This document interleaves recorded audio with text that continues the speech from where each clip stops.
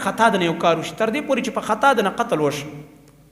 تخکار کې وسته انسان ولګېده په روډ روانې ته چې یو ځای ته ځم ډز یو ماشوم یو دم رامنډه که ولګېده، یو غټ سړی راولګېده. دې ډرایور خو چا د مرګ اراده نه وکړه، دا غریب خو چېرته روان یو دم یو انسان یې مخې ته راغو بس وولی شو.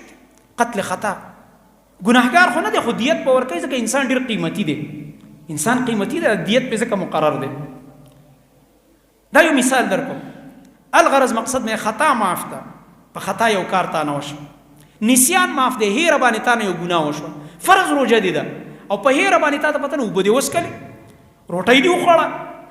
د الله نبي فرمایي یو دم وروسته دریا چې هلکه تا خو زما روژه وه، ما ګوره چای مې وڅکلو، اوبه مې وڅکلې، جوس مې وڅکلو، طعام مې وخوړو. د الله نبي فرمایي بس الله در باندې خوراک وکړو، الله در باندې اسکاک وکړو، روژه دې سره خرابه نه ده، سر ته یې ورسوه او قضا یې نشته. څومره آسان دین دی الحمدلله. نو زمونږ امت ته خطا معاف ده، نسیان په هیره د نه یو کار وشو دا معاف دی.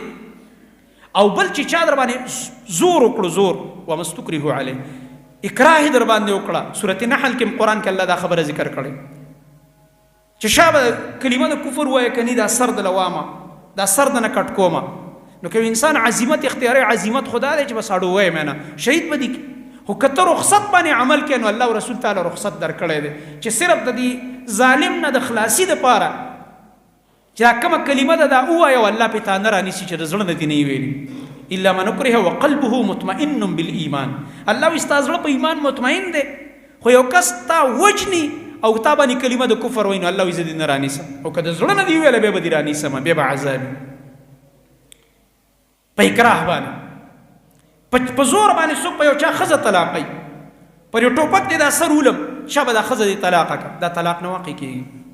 په دې مسله کې امام مالک جیل له تللی و، په دې مسله کې امام مالک رحمت الله علیه جیل له تللی و او حاکم وقت غوښته چې دې دا فتوا ورکړي چې او په زوره طلاق کېږي. هغه ویل نه کېږي، طلاق د مکره دا نه دی واقع شوی، ځکه قرآن نه دا معلومه ده.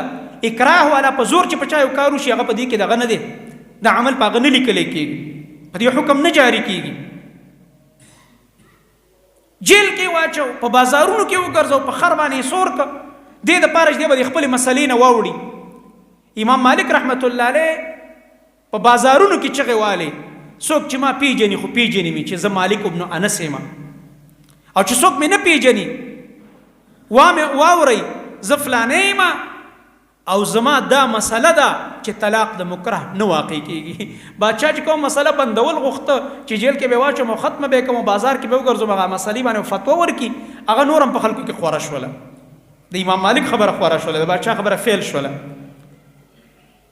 ځکه د حق مخه په بادشاهۍ، په حکومتونو، په زورونو، په ډنډو په دې نه نیولی کېږي. الحمدلله دا د الله دین دی، الله حفاظت کوي په هره طریقه باندې. چې کمزوري خلک به الله به د هغې په ذریعه حفاظت کوي. زورور خلک تر امریکې پورې غټ ډالرې لګوي چې دین ختم شي، الله یې نه ختموي. رب العالمین دا دین قایم ساتي.